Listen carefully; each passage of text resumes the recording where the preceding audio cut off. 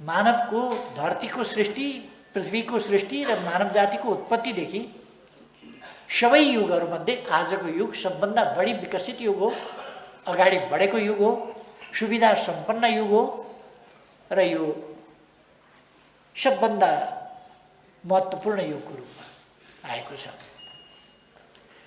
यस युगलाई कुनै पनि हिसाबले, कुनै धर्मको नाम होस्, केही हिसाबमा हामीले युगलाई समाउन सकेनौँ, समयलाई समाउन सकेनौँ, त्यस अनुसारको उन्नति प्रगति गर्न सकेनौँ भने हामी पछाडि पर्छौँ। त्यसर्थ हामी आफैले गर्नुपर्ने चाहिँ के छ त? मुस्लिम समुदायले के गर्नुपर्छ?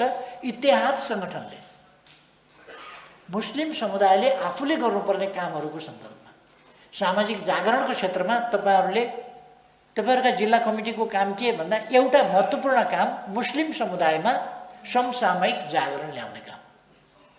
एउटा कुरा, मोदीजीले इन्डियामा बेटी पढाऊ भन्ने नारा दिए, प्रदेश नम्बर 2 को सरकारले त्यो नारा लियो, बेटी बचाऊ बेटी पढाऊ भन्ने नारा दियो। सबभन्दा बढ्ता यो नारा आवश्यक छ मुस्लिम समुदायलाई। छोरी पढाऊ, सिङ्गै मुस्लिम समुदाय नेपालको हकमा पछाडि परेको छ।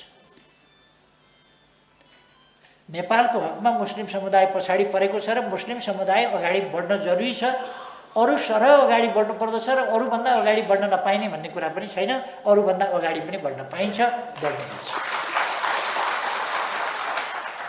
प्रगति अरूले यति गरेको छ त्योभन्दा माथि हामी जान पाउँदैनौँ, सक्दैनौँ भन्ने कुरा हुँदैन। एउटा देशमा पढ्ने विद्यार्थीहरू मैले भेटेको थिएँ, उनीहरू भन्दै थिए ऊ पढेको विश्वविद्यालयमा कस्तो भनिन्छ अरे भने मुख्यमंत्री की बेटी है तो फर्स्ट बनने का उसका हक तो बनता ही है, प्राइम मिनिस्टर की बेटी है तो फर्स्ट बनने का उसका हक तो बनता ही है, गवर्नर साहब की बेटी है बेटा है तो उसका फर्स्ट बनने का हक तो होता ही है भने त्यो विश्वविद्यालयमा जहाँ नेताका छोराछोरी पढ्छन् त्यहाँ तिनीहरू बाहेक अरू कोही फर्स्ट हुँदैनन्। किनभने चीफ मिनिस्टर की बेटी है तो फर्स्ट बनने का उसका हक तो बनता ही है, पढे या नपढे। यस्तो हुनु हुँदैन। कसको हक बन्छ बन्दैन भने जसले राम्रो पढ्छ त्यसको फर्स्ट बन्ने हक पर्छ, हक बन्छ। त्यसभन्दा पछिको दोस्रो बन्ने हक पर्छ, त्यसभन्दा पछि तेस्रो। हरेकको प्रतिस्पर्धाको हक रहन्छ र हामी लोकतान्त्रिक समाजमा छौँ। तर हामी आफैले यो कुरालाई बुझ्नु पर्यो र अगाडि बढ्नु पर्यो। त्यसकारण हाम्रो इतिहाद संगठनले ठुला ठुला राजनीतिका कुरा वा इतिहाद संगठनका नेताहरूले आफू सांसद हुने कुरा, आफू पदाधिकारी बन्ने कुरा, आफूले सुविधा पाउने कुराका मुद्दा मात्रै बोक्ने होइन कि समुदाय उठाउने कुरा गर्नु हो। समुदाय उठाउने कुरा गरे भनेदेखि त सांसद हुने कुरा, मन्त्री हुने कुरा त मामुली भइगयो नि, मामुली भइहाल्छ। त्यो त आफै लडी लडी आउँछ आफ्नो ठाउँमा, अगाडि आइन्छ। तर समुदाय उठाउने कुरा गरेन भने मन्त्री भन्दाखेरि पनि के भन्छ, उनको मंत्री क्यों बनाया गया, क्या काम है उनका भन्ने प्रश्न उठ्छ। तराईतिरको लफ्जमा भनिदिएको नि मैले, किन बनाया होला, उनले के गरे छ र सांसद भएको होला, सांसद भएर उनले के गरे भन्ने कुरा होला। त्यसकारण हामीले के गरेर भन्ने कुरा, आफूले जुन मौका पाइन्छ त्यति बेला के गरेर उनले भन्ने कुरा होइन, धेरै गरे भन्ने स्थिति बनाउनु पर्छ। जुन ठाउँमा जसले जे कामको मौका पाउँछ त्यो ठाउँमा गाविस अध्यक्ष भइयो भने गाविस अध्यक्ष यस्तो हुनुपर्दछ, स्वच्छ हुनुपर्दछ, पारदर्शी हुनुपर्दछ, जनताका लागि, स्थानीय विकासका लागि, पालिकाको निम्ति विकासका यस्ता काम गर्नुपर्छ र जनतालाई सेवा यसरी पुर्याउनुपर्छ भन्ने कुराको नमुना हुनुपर्दछ हाम्रो प्रतिनिधि। त्यस हिसाबले हामीले काम गर्नुपर्छ। हाम्रो समुदायमा रहेका पछौटे सोचहरू, पछाडि परेका विचारहरू, विकासका बाधक सोचहरू, ती सोचहरूलाई हटाउने र हामी विकसित सोचमा अगाडि जाने र सिङ्गै समाजलाई अगाडि बढाउन जोड गर्ने। मेरो आग्रह के छ भनेदेखि थुप्रै इस्लाम धर्ममा कति प्रतिशत तपाईँहरूको दान गर्नुपर्छ वार्षिक आम्दानीको? 2.5%। 2.5% हुने खानेलाई किन दान गर्नुहुन्छ? त्यसो भनेदेखि छिमेकमा रहेको गरिबको छोरी पढाइदिनुहोस्। 2.5% दान गरेर छोरी पढाइदिनुहोस् न। दान किन गर्नु पर्यो? छोरी पढाइदिनुहोस्। छिमेकमा रहेको गरिबलाई हेर्नुहुन्न, टाढा टाढाका दान गरेर अनि दान लेखिनु पर्यो, दान देखिनु पर्यो, दान गरेको प्रशंसा पाउनु पर्यो भन्ने कुरा किन सोच्ने? दान भनेको यस्तो निस्वार्थ हुनुपर्दछ। तपाईँको छिमेकीको छोरी पढाउनुहोस्, त्यसले तपाईँसँग झगडा पनि गर्दै गर्छ। तब न दानको अर्थ हुन्छ। उसको झगडा गर्ने अधिकार खोसेर तपाईँले दान गर्नुहुन्छ भने के दान गर्दै? उसको मुख बन्द गराएर दान के गर्नुहुन्छ तपाईँले? तपाईँसँग झगडा गर्ने हक पनि उसले राख्दै गर्छ, तपाईँले छोरी पनि पढाउँदै गर्नुहुन्छ। तब दानको अर्थ छ। मैले पनि केही पढाएको छु, यसो गरिबका छोराछोरी, तिनीहरूले मलाई हप्काइरहन्छन्, थर्काइरहन्छन्, झगडा गरिराख्छन् कहिले कहिले, त्यो उनीहरूको हक। त्यसकारण मेरो सुझाव मात्रै, यो कुनै अरूभन्दा सुझावको कुरा मैले भनेको, कसरी तपाईँहरू आफ्नो समुदायलाई अगाडि बढाउनुहुन्छ भन्ने कुराको सन्दर्भमा इतिहाद सङ्गठन र यसको नेतृत्ववर्गले सामाजिक जागरणको सन्दर्भमा र समुदायलाई माथि उठाउने सम्बन्धमा एउटा मात्रै इँटा थप्न सकिन्छ भने पनि त्यस्तो इँटा थप्नुहोस्।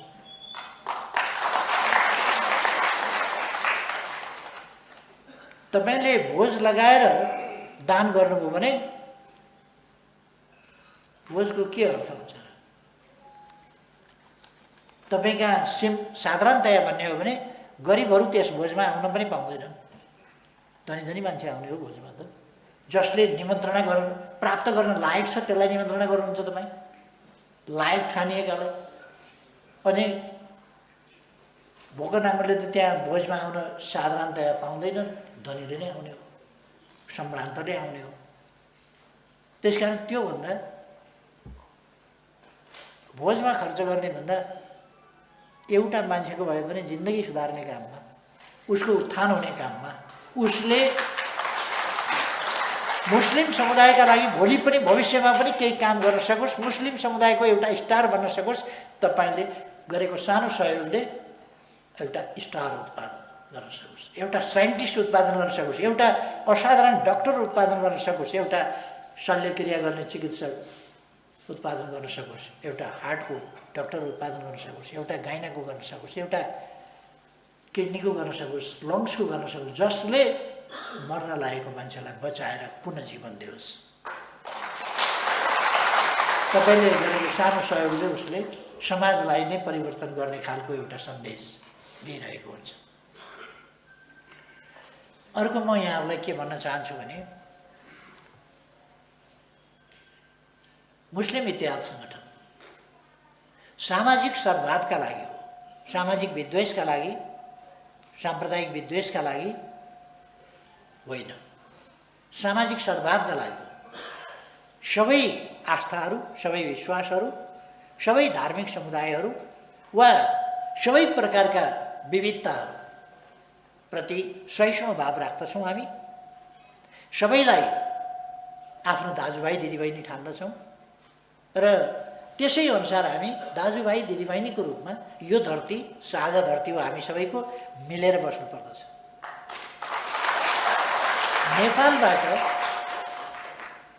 नेपालका विभिन्न धर्मावलम्बीहरूले विश्वका अरू देशहरूलाई जहाँ संकीर्णता छ त्यस्ता देशहरूलाई पनि सन्देश दिनुपर्दछ कि यो धरती एक थरी आस्था, एक थरी विश्वासका मान्छे मात्रै बस्ने ठाउँ होइन, सबैको साझा धरती हो। त्यसकारण संकीर्ण सोच होइन, फराकिलो सोच राख्नुपर्छ। संकीर्ण सोच होइन, मानवतावादी सोच राख्नुपर्छ। सबै मानवहरू यस धरतीमा शान्तिपूर्ण ढङ्गले भयरहित वातावरणमा बस्न पाउनुपर्छ र जातका नाममा, धर्मका नाममा, भूगोलका नाममा, आस्था विश्वासका नाममा, भाषाका नाममा वा अरू कुनै नाममा चलाइने विद्वेषहरू वा साम्प्रदायिक विद्वेषहरू वा क्षेत्रगत विद्वेषहरू त्यस्ता भिन्नतालाई विद्वेषको रूपमा परिणत गर्ने, कलहको बिउ बनाउने, त्यसलाई द्वन्द्वमा परिणत गर्ने, झै झगडामा परिणत गराउने र त्यहाँ दङ्गा फसाद गराउने खालका क्रियाकलापहरू हुन हुँदैन भनेर हामीले क्याम्पेन गर्नुपर्छ। यति बेला म तपाईँहरूलाई खास गरी अब हाम्रा निर्वाचन आउँदैछन्, 3वटा निर्वाचन, स्थानीय तहको निर्वाचन, प्रदेशको निर्वाचन र सङ्घको निर्वाचन। निर्वाचन आउन थालेपछि हानिकारक तत्त्वहरूले साम्प्रदायिक विद्वेष भड्काउन थाल्छ। हिन्दू मुसलमान दङ्गा चलाउन थाल्दछ। हिँड्दै गरेको एउटा बच्चालाई च्याप्स मात्र ठ्याम 2 थप्पड हानिदिन्छन् अनि अर्को रिसाउँछ अनि झगडा त्यहाँबाट सुरु हुन्छ। सुरु भइसकेको छ, कपिलवस्तुमा सुरु गरिसके, कोसिस गरिरहेका छन्। पहिले पनि कृष्णनगरमै सुरु गरेका थिए, पहिले निर्वाचनभन्दा अगाडि नेपालगञ्जमा सुरु गरेका थिए। निर्वाचनभन्दा पछि पनि एमाले सरकारको समयमा दङ्गामा देशलाई फसाउन सकिन्छ कि भनेर कोसिस गरेका थिए, सकेन। र हामीले तिनीहरूलाई सफल हुन दिनु हुँदैन। राम्ररी मिलिरहेको र बसिरहेको समाजलाई द्वन्द्वमा फसाएर मारामार गराएर अनि हामीमध्ये कोही मर्छ, आफ्नै दाजुभाइमध्ये कोही मर्छ, आफ्नै भाइ छोराछोरीमध्ये कोही मर्छन्। यस्तो खालको परिस्थिति ल्याउने कुरा कुनै पनि हालतमा सही हुन सक्दैन, बिल्कुल गलत कुरा हो। त्यसकारण हामीले यस्ता गलत कुराहरू समाजमा हुन दिनु हुँदैन। यसको रखवारी सबभन्दा बढी मुस्लिम क्षेत्रमा नै काम गर्ने भएको हुनाले मुस्लिम इत्तेहाद सङ्गठनको हो। मुस्लिम इत्तेहाद सङ्गठनले त्यसै कारण जिल्ला जिल्लामा, पालिका पालिकामा, वडा वडामा, टोल टोलमा, व्यक्ति व्यक्तिमा गएर मानवता सम्बन्धी भावना सिकाउनु पर्दछ, मानवीय प्रेम र सद्भावना सिकाउनु पर्दछ, एकता सिकाउनु पर्दछ, राष्ट्रिय एकता सिकाउनु पर्दछ र क्षेत्रीयतावादी, पहाड पहाड भनेको छ, मधेस मधेस भनेको छ, यो खोला वारी यो खोला पारी भनेको छ, यो डाँडा वारी यो डाँडा पारी भनेको छ, अथवा जातिवादी यो जात र त्यो जात भनेको छ, अथवा धार्मिक हिसाबले साम्प्रदायिक विद्वेष, धार्मिक सम्प्रदायको हिसाबले मचाउन खोज्ने, कहिले क्रिस्चियन भनेको छ, कहिले मुस्लिम भनेको छ, कहिले हिन्दू भनेको छ, कहिले बुद्धिस्ट भनेको छ। यस्ता विभिन्न खालका साम्प्रदायिक विद्वेषहरू मचाउने खालका कुराहरू, तिनीहरूलाई हामीले जरैबाट, जनचेतनाको तहबाट रोक्नु पर्दछ। झगडा देखा पर्यो भने मिलाउने त छँदैछ, तर झगडा देखै पर्न दिनु हुँदैन। हामी सबै दाजुभाइ दिदीबहिनीहरू हौँ भन्ने भावनालाई लानुपर्छ। त्यसमा पनि मुस्लिम समुदाय त अल्पसङ्ख्यक छ। जहिले पनि अल्पसङ्ख्यक समुदायलाई शान्ति, मेलमिलाप र समाजमा बन्धुत्वको वातावरण त्यो आवश्यक छ। सबभन्दा सानो समुदायलाई त्यो आवश्यक पर्छ, किनभने ठुलोले थिचोमिचो गर्न सक्छ, अन्याय गर्न सक्छ। त्यही होस् भनेर एउटा द्वेष फैलियोस् त्यसका निम्ति मान्छेहरूले कोसिस गर्न सक्छन् र द्वन्द्व भड्काउन सक्छन्, साम्प्रदायिकता भड्काउन सक्छन्। यो कुरासँग हामी सधैँ होसियार हुनुपर्दछ र हामीले सामाजिक सद्भाव र सामाजिक सद्भाव सहितको राष्ट्रिय एकता, हाम्रो देश नेपाल हो, हामी नेपाली हो, बस। हिमाली भेगमा बसोस् कि पहाडमा बसोस् कि तराईमा बसोस्, मधेसमा बसोस्, पूर्व बसोस् कि पश्चिम बसोस्, हिन्दू होस् कि मुस्लिम होस्, इस्लाम होस् कि क्रिस्चियन होस्, सबै हामी नेपाली हौँ। त्यसकारण हामीले त्यस भावनाका साथ अगाडि जानुपर्दछ र यो जनजनमा, व्यक्ति व्यक्तिमा जानुपर्छ। यस भावनालाई कसरी व्यापक विस्तार गर्न सकिन्छ र वास्तवमा व्यक्ति व्यक्तिको भाव हुनु पर्यो, त्यो बाध्यता होइन, भाव। त्यस खालको स्थिति निर्माण गर्नु पर्यो। यसका निम्ति इत्तेहाद सङ्गठनले कस्ता नीतिहरूका साथ जनतामा जाने, कस्ता नीतिका साथ समुदायमा जाने, एउटा आम जनतामा जाने, त्यो पनि जानुपर्छ आम जनतामा। अर्को समुदायमा जानुपर्छ, मुस्लिम समुदाय। र यस सङ्गठनको काम मुस्लिम समुदायको शिक्षा, स्वास्थ्य, चेतना, यी कुराहरू, रोजगारी, आर्थिक उत्थान, आर्थिक रूपमा कसरी सम्पन्न र सबल हुन सक्छ। त्यस रूपमा त्यस हिसाबले यसले जानुपर्छ।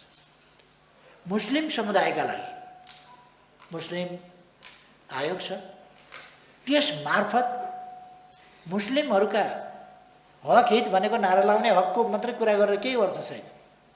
हक हित भनेको वास्तवमा खान पाउने हक, लाउन पाउने हक, आवास पाउने हक, शिक्षा पाउने हक, स्वास्थ्य उपचार पाउने हक, सामाजिक न्याय समानता र सुरक्षा पाउने हक, यी सबै हक चाहियो। र मसिनो गरी हाम्रा हकलाई व्यावहारिक रूपमा स्थापित गर्नु पर्यो। यस काममा अगुवाई गरोस् भन्ने म आग्रह गर्छु। अब यसपछि यो सङ्गठन नेकपा एमालेको भातृ सङ्गठन पनि हो। त्यसो भएको हुनाले यस सङ्गठनले राष्ट्र निर्माणको पोलिसी, समग्रतामा राष्ट्र निर्माणको नीति, राष्ट्र निर्माणको उद्देश्य र अभिभारा पनि बुझ्नु जरुरी छ। नेकपा एमाले एउटा छुट्टै विशेष प्रकारको शक्तिको रूपमा अगाडि आएको छ। विचारको हिसाबले, सङ्गठनको हिसाबले, उद्देश्यको हिसाबले, व्यवहारको हिसाबले, हरेक हिसाबले एउटा फरक शक्तिको रूपमा आएको छ। अघि शङ्करजीले पनि भन्नुभयो,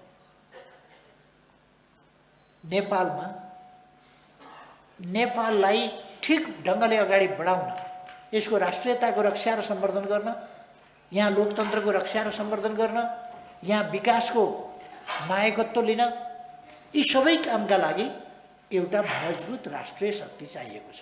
र त्यो मजबुत राष्ट्रिय शक्ति भनेको नेकपा एमाले नै हो। मजबुत राष्ट्रिय शक्ति नेकपा एमाले, जसको किन यसलाई राष्ट्रिय शक्ति बनाउनु पर्यो भन्दा यसको गन्तव्य नै राष्ट्रिय आकांक्षा, जुन समृद्ध नेपाल, सुखी नेपालीको राष्ट्रिय आकांक्षा, जुनसुकै पनि जाति, भाषा, धर्म, संस्कृति, भूगोलमा बसोबास गर्ने, पेसा व्यवसाय अपनाउने सबै प्रकारका जनताको साझा आकांक्षा, देश समृद्ध बनोस्, जनता सुखी होस्, हामी सबै सुखी हौँ। सुखी हुनका लागि हामीलाई हक अधिकार चाहियो, अवसरसम्म पुग्नु पर्यो, त्यो अधिकार प्राप्त गर्ने अवसर हामीलाई हुनु पर्यो, र सामाजिक न्याय र समानता हुनु पर्यो, हाम्रो देशमा समृद्धि हुनु पर्यो, त्यो समृद्धिको वितरण समुचित हुनु पर्यो, र समाजमा सामाजिक न्याय र समानता सहितको समृद्धि त्यो चाहियो। निर्भय वातावरणमा बिना त्रास बाँच्न पाउने, बिना त्रास रहन हिँड्न पाउने त्यो वातावरण चाहियो। शान्तिको वातावरण, त्रास बिना, त्रास मुक्त वातावरण, भय मुक्त वातावरण चाहियो। र हरेकले सम्मानित जीवन हरेकले बाँच्न पाउनु पर्यो, यी उद्देश्य लिएर। र हाम्रो राष्ट्र स्वाभिमान साथ बाँच्न पाउनु पर्यो। हाम्रो राष्ट्रले बाँच्ने मात्रै होइन, आफ्नो सार्वभौम सत्ताको, सार्वभौम हैसियतको, स्वाधीनताको, स्वतन्त्रताको उपभोग गर्दै आफ्ना राष्ट्रिय हितहरूको रक्षा र सम्वर्धन गर्ने हैसियत राखेर अगाडि बढ्न सक्ने स्थिति पनि हुनु पर्यो। यी उद्देश्य लिएर नेकपा एमाले हिँडेको छ। यसकारण यस्ता उद्देश्य अरूसँग छैन। अरूले अब चुनावमा काङ्ग्रेस के भनेर चुनावमा जाने अरे भन्दा अघिल्लो सरकारको भण्डाफोड गरेर जाने। उसँग आफूले के गरे भन्ने त केही पनि छैन। एउटा भत्किएको, फालिएको, जनताले उखेलेर फालेको राजतन्त्रको हिमायती एउटा मैले अस्ति कराउँदै देखेको थिएँ युट्युबमा। यति वर्षदेखि के गरे यी शक्तिहरूले, पार्टीहरूले के गरे यति वर्षदेखि, अनि 240 वर्ष राजतन्त्रले के गर्यो त? 3 वर्षमा एमाले सरकारले के गर्यो भनेर सोध्योस्, हामी बताइदिन्छौँ। 3 वर्षमा एमालेले के गर्यो? 240 वर्षमा राजतन्त्रले गरेको भन्दा 3 वर्षमा एमाले के गर्यो हामी बताउँछौँ।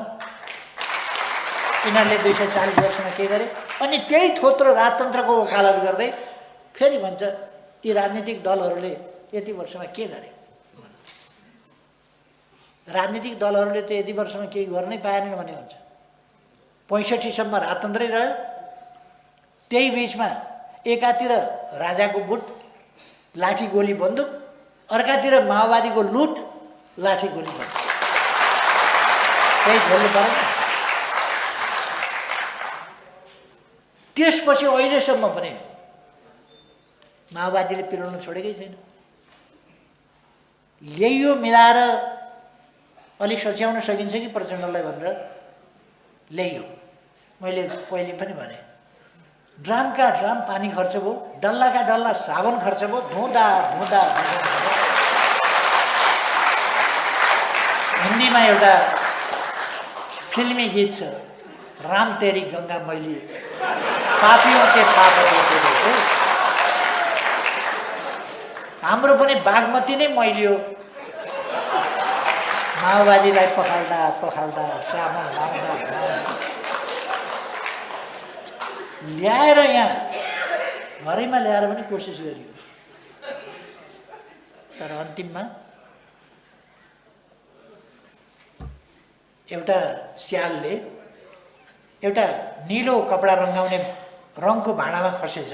स्याल निलो पानी रङ्गाएका ठाउँमा निलो भयो, बाहिर निस्किएपछि खुब दाग लगाएछ। म त अरू जस्तो होइन, निलो स्याल, निलो वनको राजा। यो बाघले, शेरले सबले ढाँट्या छ, वास्तवमा वनको राजा चाहिँ निलो हुन्छ। मै हो, वनको रङसँग मिल्दो, मै हो निलो, खुब दाग लगाएछ। अनि तिमी के जातको हौ त, खासमा बाघ हौ कि सिंह हौ कि स्याल हौ कि भन्दा केही पनि होइन, वनको राजा जात, निलो भनेछ। हो क्या र भन्ठाने सबैले। पछि टाढा कतै स्याल कराएको सुनेछ।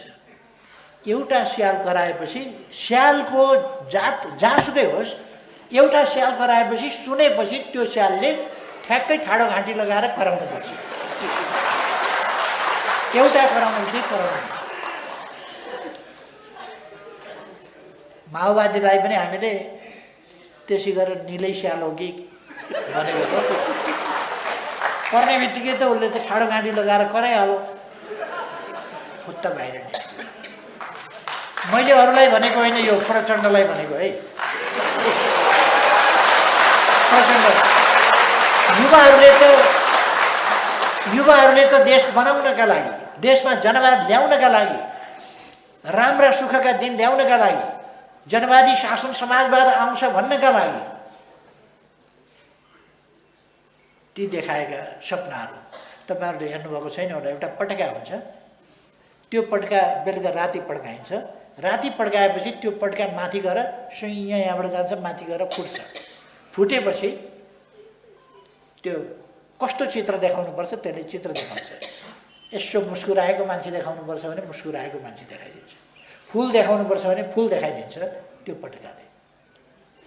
माओवादीले यस्तै गरेर पटकाको माथि माथि देखाइदिएको थियो, समाजवाद भनेर हाँसेको त्यस्ता चित्र देखाएको थियो पटका माथि पड्काएर। एकछिनपछि त छैन, युवाहरूलाई त्यस्तै गरे प्रचण्डले। पटका पड्काउने, मिसिक हाँसेको समाजवाद हो देख्यौ भने एकछिन भइसक्यो। अलमल धोका दिने। मैले प्रचण्डलाई भनेको युवाहरू त देशका लागि बलिदान भए, पत्याए। उनीहरूको गल्ती के भयो भने प्रचण्ड जस्तालाई पत्याए, त्यही हो। अलिअलि त मैले त पत्याएँ, सपार्न सकिन्छ कि जस्तो पनि आँट आयो क्या मलाई। मैले भने नि, जङ्गलको बानर समातेर मान्छेले तालिम दिन्छ, तोता मैना समातेर गोपी कृष्ण कहो भन्न सिकाउँछ। यतिको मान्छे कपालमा जेलसेल लाएर चटक्क पर बसेका मान्छेलाई कस्तो नसकियो, सकिन्छ होला भनेर मैले पनि कोसिस गरेँ अरे। अन्तिममा त ठाडो घाँटी लगाएर हु हु गर्नु, जहाँको तै। मैले प्रचण्डलाई अब एउटा जनतालाई नठग्ने, नढाँट्ने, नछल्ने, देशको विकासका लागि समर्पित, नयाँ जनजागरणको, विकासको अभियानको, सुशासनको अभियानको नेतृत्व गर्ने सबल शक्ति चाहिन्छ। त्यो नेकपा एमाले हो। यसलाई कमजोर पार्ने प्रयासहरू भएका छन्, बेसरी प्रयासहरू भएका छन् यसलाई कमजोर पार्ने। यसलाई अब हामीले कमजोर पार्न दिने होइन, मजबुत बनाउनु पर्दछ। तसर्थ नेकपा एमाले मजबुत छ, बलियो छ भन्ने कुरा त अहिलेको सरकार हेरे हुन्छ। सरकारमा बस्नेहरूले भन्छन्, अहिले कङ्ग्रेसले सभापति भेला गर्यो नि, सभापति भेलामा सभापतिहरूले भने तालमेल गर्नु हुँदैन, हामी कमजोर हुन्छौँ, झन् साह्रो कमजोर हुन्छौँ तालमेल गर्दा, एक्लै लड्नुपर्छ कङ्ग्रेस भने। केन्द्रीय सभापति शेरबहादुर देउबाजीले सबैलाई गाली गरे। के बुझाएको छ तिमीहरू? मैले माथि टुप्पाबाट ढिस्काबाट हेरेको छु, मैले ढिस्काबाट देखाएको छु एमालेका मसल कत्रा छन्। एक्लै लड्ने एमालेसँग नचाहिने कुरा गर्ने तिमीहरूले भनेर सभापतिहरूलाई उनले गाली गरे। केन्द्रीय सभापतिले एमालेसँग एक्लै लड्ने, दुस्साहस गर्ने सकिँदैन। सही बुझे शेरबहादुरजीले सही बुझे, आधा सही बुझे। एक्लै एमालेसँग लड्न सकिँदैन भन्ने बुझे, आधा के मागिरह्यो भने सबै मिलेर पनि एमालेसँग लड्न सकिँदैन भन्ने चाहिँ बुझेन। त्यति चाहिँ बाँकी,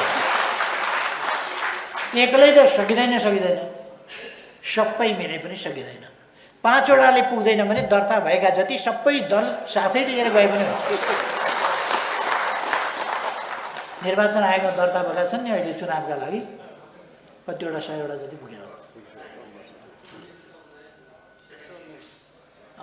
70, 80 त्यस्तै होला, 60 होला, 90 होला। ती सबै दल मोर्चा कसरी एमालेका विरुद्ध आए पनि हुन्छ।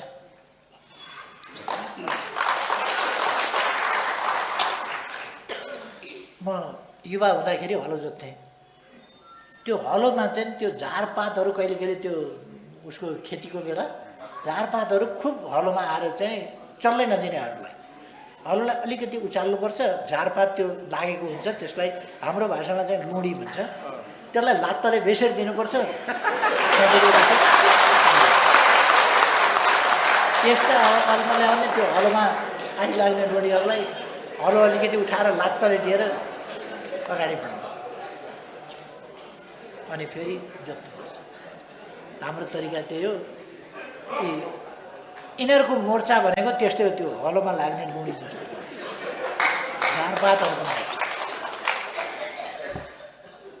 एउटा मजबुत राष्ट्रिय शक्ति, मजबुत देशभक्त शक्ति, मजबुत लोकतान्त्रिक शक्ति, मजबुत विकासको नेता शक्ति, मजबुत सामाजिक जागरण, सामाजिक एकताको शक्ति, शान्तिको पक्षधर मजबुत शक्ति, त्यस्तो राष्ट्रिय शक्ति, सामाजिक न्याय र समानताको पक्षधर मजबुत राष्ट्रिय शक्ति, यो आवश्यक छ।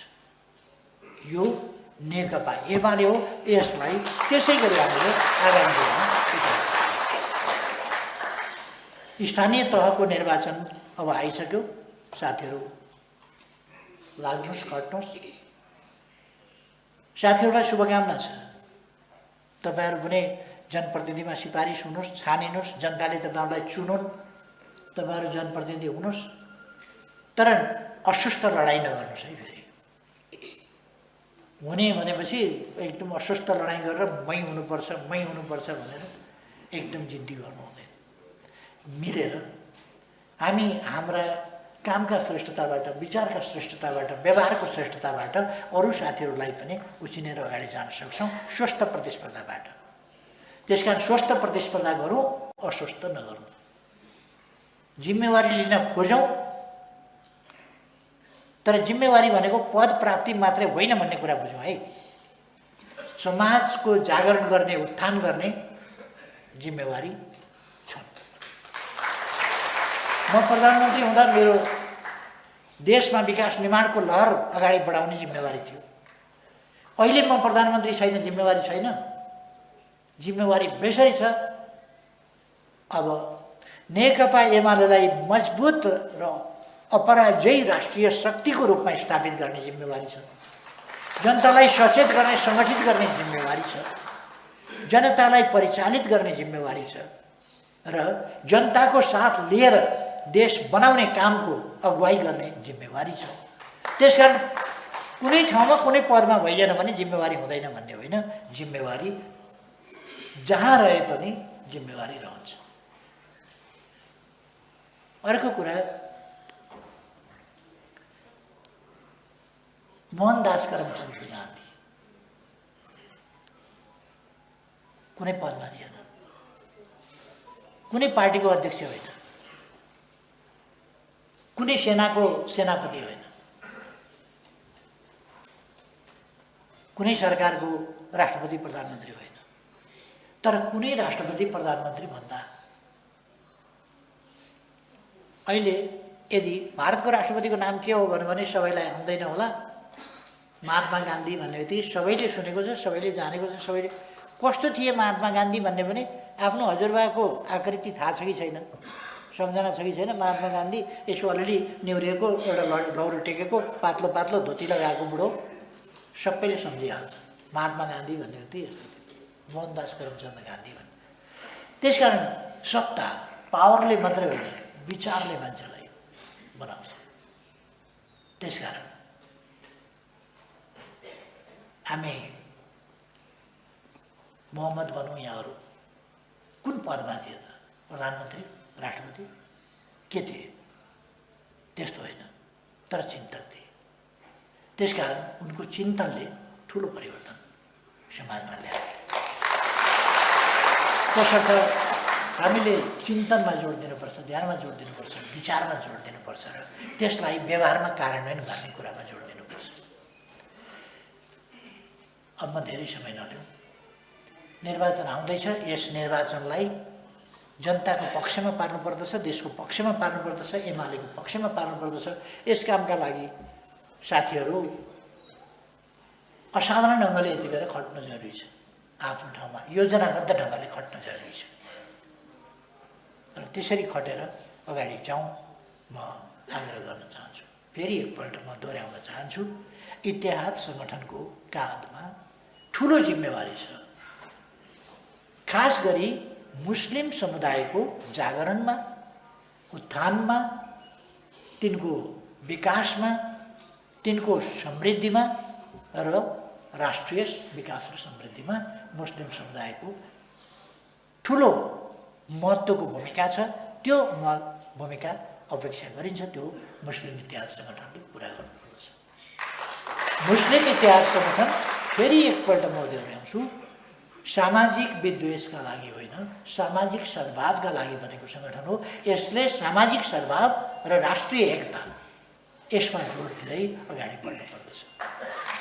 तपाईँहरूको यो अधिवेशन सफल होस्। तपाईँहरूले अत्यन्त मेलमिलापका साथ, समझदारीका साथ नेतृत्व निर्माण गर्नुहोस् र सङ्गठनलाई गतिशील बनाउनुहोस्। हिजोसम्म सङ्गठनहरू जकडिएको र जकडाइएको स्थितिमा थियो। कामै गर्न नदिने, काम नगर्ने, काम गर्नै नपाउने, चल्नै नपाउने खालको स्थिति थियो र आज त्यस स्थितिबाट सिङ्गै सङ्गठन मुक्त भएको छ, सिङ्गै पार्टी मुक्त भएको छ, जनवर्गीय पेसागत सामुदायिक सङ्गठनहरू पनि मुक्त भएका छन् र अब सङ्गठन गतिशील हुन थालेको छ। अब तपाईँहरूले जिल्ला जिल्लामा यसपछि पनि सङ्गठन विस्तार गर्नुहोस्। जिल्ला, नगर, जहाँ जहाँ मुस्लिम समुदाय छ त्यहाँ सङ्गठन विस्तार गर्नुहोस्। पालिकामा विस्तार गर्नुहोस्, वडामा विस्तार गर्नुहोस्, टोलमा विस्तार गर्नुहोस्, जहाँ जहाँ छ मुस्लिम समुदाय र त्यहाँ कक्षाहरू सञ्चालन गर्नुहोस्, प्रशिक्षकहरू तयार गर्नुहोस् तपाईँहरूले र प्रशिक्षण गर्नुहोस्। सामाजिक जागरण सम्बन्धी प्रशिक्षण। यो सङ्गठन मदरसा होइन जसले शिक्षा दियोस्, यो नियमित पढाइ गर्ने पढाउने स्कुल होइन, मद्रसा होइन, तर सामाजिक जागरणको अभियन्ता हो यो सङ्गठन। त्यसलाई हामीले बुझेर सामाजिक जागरणको अभियन्ताको रूपमा काम गर्नुपर्छ। नेकपा एमाले पहिलोपल्ट मद्रसा बोर्ड गठन गरेर र हज कमिटीलाई बढी व्यवस्थित गर्न खोजेर, मद्रसाहरूको स्थितिमा सुधार ल्याउन खोजेर, ईदगाहहरूको बन्दोबस्त गर्न खोजेर र कब्रिस्तानहरूको बन्दोबस्त, यी समस्याहरू मुस्लिम समुदायका विभिन्न ठाउँमा रहेका समस्याहरू मैले बुझेको छु। किनभने मेरो मुस्लिम समुदायसँगको व्यक्तिगत पनि सङ्गत लामो समयदेखि छ। मेरा आफ्नै साथीहरू, मुस्लिम साथीहरू मेरो बचपनदेखि साथमा मेरा मुस्लिम साथीहरू छन् र यो समुदायभित्र के समस्या छन्, यस समुदायले के समस्या भोग्नु परेको छ भन्ने कुरा पनि मलाई थाहा छ र हामी सरकारमा हुँदा हामीले ती समस्याहरू समाधान गर्न ध्यान पनि दिएका हौँ, फेरि पनि ध्यान दिनेछौँ। त्यस कारण साथीहरूलाई अब अभियानको रूपमा सामाजिक जागरणको अभियन्ताको रूपमा अगाडि बढ्न र मुस्लिम समुदायलाई भ्रममा पर्न नदिन र एमालेको जनवर्गीय सङ्गठनभित्र आबद्ध गर्न र एमालेमय बनाउनका लागि म सबै साथीहरूलाई क्रियाशील हुन आग्रह गर्दछु र यस अधिवेशनले यी प्रश्नहरूलाई ध्यानमा राखेर अगाडि बढ्नेछ भन्ने मैले विश्वास लिएको छु। धन्यवाद।